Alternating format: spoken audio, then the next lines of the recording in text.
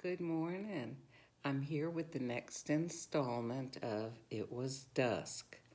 So, if you remember, Aunt Maddie finally got introduced to Sarah and made some amends for her having been standoffish in the past. And now Aunt Maddie and Oliver are over at Sarah's house having peppermint tea. And Aunt Maddie began to tell stories from her past as if she were among old friends. "You know the Kirshners?" Aunt Maddie asked, looking at Sarah.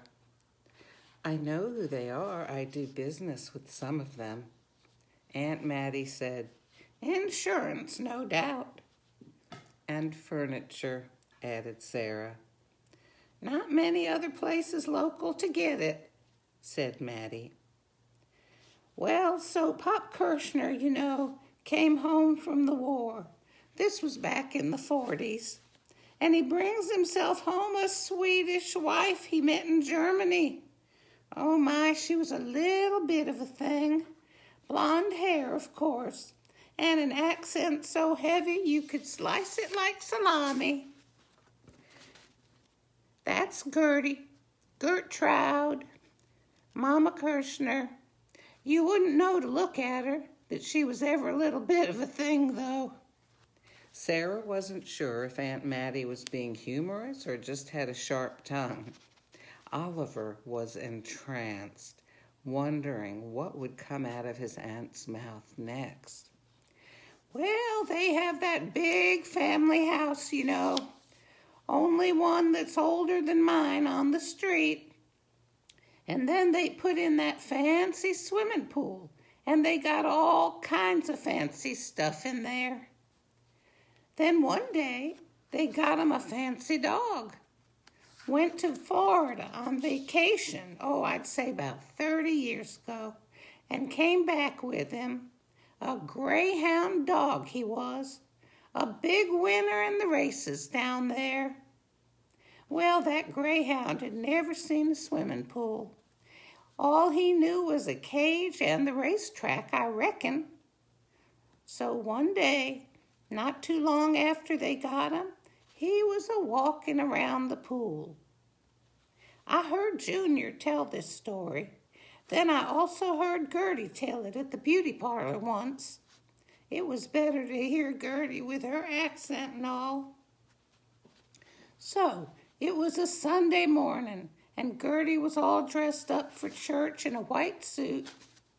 Now, she had long ago gotten over being a little bit of a thing, intended to take after most of the Kirshners, if you know what I mean. Large economy size. Well, that greyhound dog noticed his reflection in the pool. He was down at the deep end. Gertie saw him and was watching to see what he would do. Well, he looked and looked, and as he looked, he bent closer and closer to the water. Well, all of a sudden, in he goes, head first. Splash! So Gertie watches, and she sees his skinny old legs paddling, but he's staying in one place. Greyhound dogs got no fat to float 'em. They can't swim. So Gertie, she might be large, but she's a woman of quick action. She kicks off her shoes and runs to the deep end and dives in, right in her fancy white church suit. Well, she told it. She said, "I pick up the hund, and I carry him. I cannot come up to the top with this big doggy. So I walk and I walk up the floor of the swimming pool to the 3 feet section. Then, putting the hund down, out he run. I not go to the church that Sunday." Aunt Maddie imitated Mama Kirshner so perfectly that both Oliver and Sarah began laughing. Then Aunt Maddie lifted a finger and said with authority, "And that is the truth." and she laughed herself. Before Ollie could express surprise at his aunt's behavior, she started on a new story. Not many people know this story because Gertie swore me to secrecy. But seeing as Gertie is the only person still alive who's involved, I don't see how it could hurt to tell it. You see, Gertie was very active in the church. She used to go down there and clean like a demon. Well, maybe that's not the best choice of words. But the stock she come from was real cleaners. And since her husband and son were not the neatest people. She stopped and looked at Sarah and said, "You've seen Junior."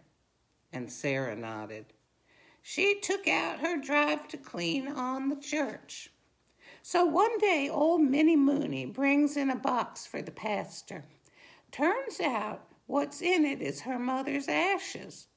Her mother died up north and they cremated her and packed up the ashes and sent them down to Minnie, C.O.D. So Minnie wants the pastor to bless them before they put the urn in that place where they put urns with people's ashes. "The columbarium?" Oliver asked, being familiar with them from his floral delivery days. "Yeah," said Aunt Mattie. "That's the place." So Gertie's down there in the sacristy cleaning and straightening up, and she doesn't know about these ashes, you see. She doesn't hear about them till the next day when the pastor calls her and asks her, "Have you seen Minnie Mooney's mother's ashes?" Well, Gertie all of a sudden gets in a panic. "Where were they?" she asks the pastor. And he tells her they were in the sacristy in a cabinet. Well, Gertie flies down to that church and starts rooting through the trash bins outside the church. She tries to remember everything she cleaned up, swept out, dusted, and threw away. She finds all sorts of things that look like they could have been ashes. And she finally figures she has thrown away Minnie Mooney's mother's ashes. She told me she considered burning some leaves and trying to pass them off as the missing ashes, but she just couldn't bring herself to do it. So she goes to the pastor's office in a terrible panic and says, "I threw out Minnie Mooney's mother's ashes when I was cleaning the sacristy yesterday." And do you know what that pastor does? He taps a pencil on a box on his desk. No, he tells her. "They're right here in this box.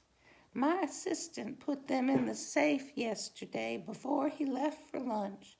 He just now came in and told me." Well, Gertie was all bedraggled and filthy from going through the trash bins with a fine-tooth comb, so to speak. Her hair was all hanging down around her shoulders. She had coffee grounds down the front of her blouse and icing from the coffee hour cake smeared on her skirt. She stood in the pastor's office and said as calmly as could be, "Well, that is a mercy." Then she walked out. When she got outside, she burst out crying from the tension of the whole affair and because of the state of her hair and clothes. She told me she threw away her blouse and skirt. They were so soiled and stained. So that's another Gertie Kirshner story. Oh, I got plenty of them. Oliver said, "I had no idea you knew Gertie so well, Aunt Mattie." Ollie, when she come to town, she hardly spoke English, least English anyone could understand. She needed a friend, so I figured, why not me? Oliver just looked at his aunt. "Really?" he said. "Ollie, it's the God's honest truth," said Aunt Mattie. And I'm going to stop here today. Let me remind you that these are all based on real things that happen to real people. So I hope you're enjoying the story. We have a couple more stories in here. And I think tomorrow we'll probably be finishing It Was Dusk. I hope that you're enjoying it. Let me know.